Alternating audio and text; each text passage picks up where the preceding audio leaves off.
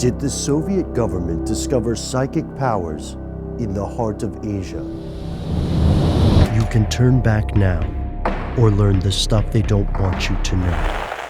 Welcome back. Thanks for tuning in. That is Matt behind the camera. I'm Ben. That makes this Stuff They Don't Want You to Know. Now this week, Matt and I have been covering a fascinating period in history, and that is Soviet expansion or incursion into Eurasia, looking for, honestly, some very strange things. And we're talking about fabled lost cities, monks who have superpowers, and ancient civilizations that the rest of the world forgot.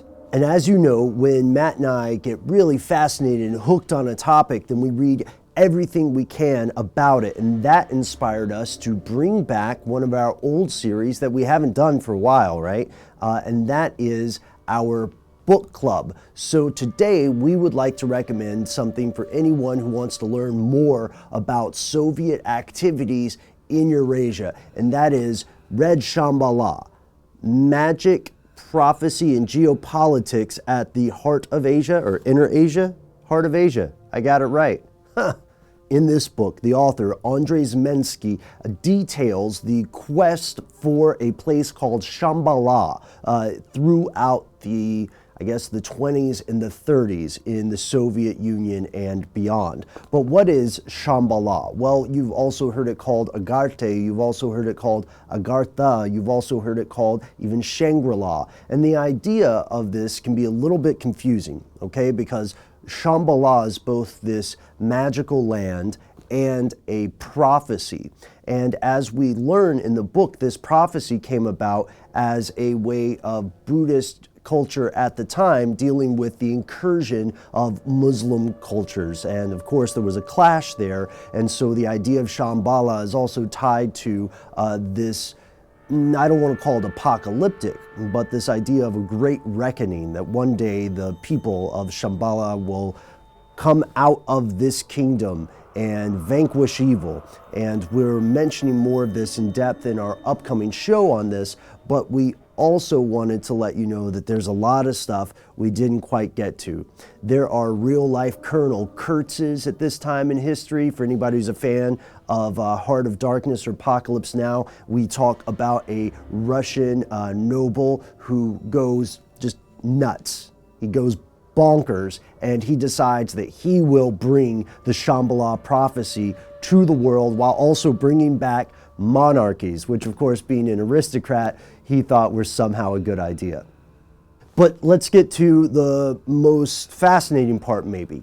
Did they discover something? Did they find actual psychic powers or paranormal abilities, or did they find a lost civilization?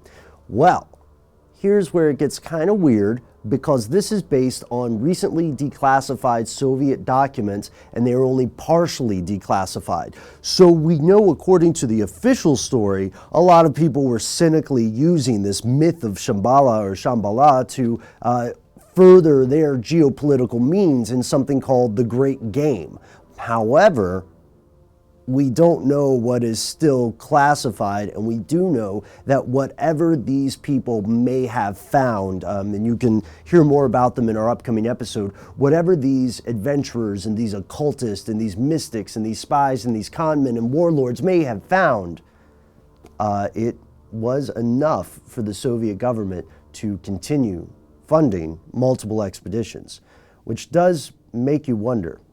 But enough of that. If you want to know more about this, then check out the book Red Shambhala, or just stay tuned for our new episode coming up, which will tell you about some of the big names in this expedition and some of the things that happened to them, which of course, spoiler alert, are not entirely pleasant.